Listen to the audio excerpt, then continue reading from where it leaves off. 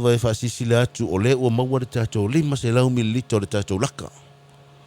Okay. Tosala o le ua lua lo i saiso tatou laka.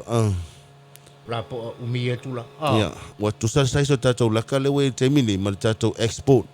Okay. 500 mils. Ia ma le tatou 355 le laka nei lunga tatou maketi te mini. Ia le lau lua whai ngofia whalan whai e lau whiwhiringa. Ia e o le tūlanga i longa tau. Ia o le aso anafi len amata ona tutufu atu e tuoma whangaso leo tutu whaingo tatou oka. Ia awa foile sila fie tatou paanga uma ia le tatou role. Ia awa foile wa lot for the weekend. Ia wa pe o le aso ane yo ia tau e istangata o le today is a day, a payday. Today is a payday. Ia po o le aso ne tau e istangata whainga luenga tungi me aso le aso tupu.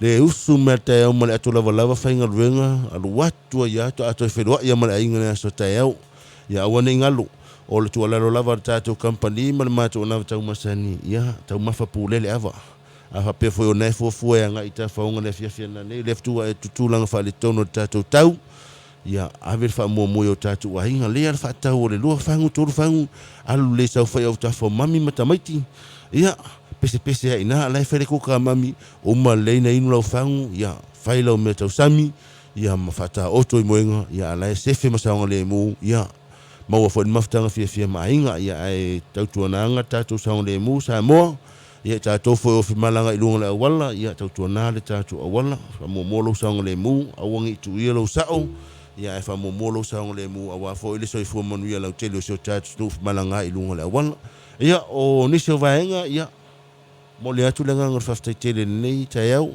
tu sai foi male tatou pokalamo ta tonu fono ia ua uma foi lo matai ia la sa foi lo matu muri ia mati manu te wa tu dia ma ua ai le fa uma to mata la tem ni masa va valelo ia manu le ua mo si la fiele mati oi ma ainga ai faftai tele le paia mal malo so tatou no ia la nga sua nei va ia so tatou fa moi talo so fu le lofo le tatou fe lo ila so fito uni fa tonu ina tatou fa moi le ia pe au dia so fu maua maso mato wola vai ia tato felua ia le awone ngalo e maua i male pupu nga ia maua lau papakiuna la ata pena e tato office ni muna ia ona ona so sisila mane i mea la itina ia e tali fo ilo tu tau nu watu ia ma una tato matio sia wa fo ilo fa mo le tato company pe ona yai ia Samoa, ia manu tele nei aso mo na fufuanga, ia swafa Yesu, soifua.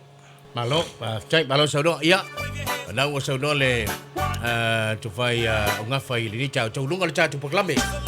Sausage sizzle, fai ele astona ila so fitu o uni.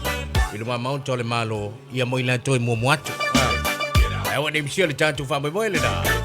Ya, au mai le ting fangu plastic, au mai mamale ting apa inu, matoi o omi le ting apa inu ia vave ia telele space ton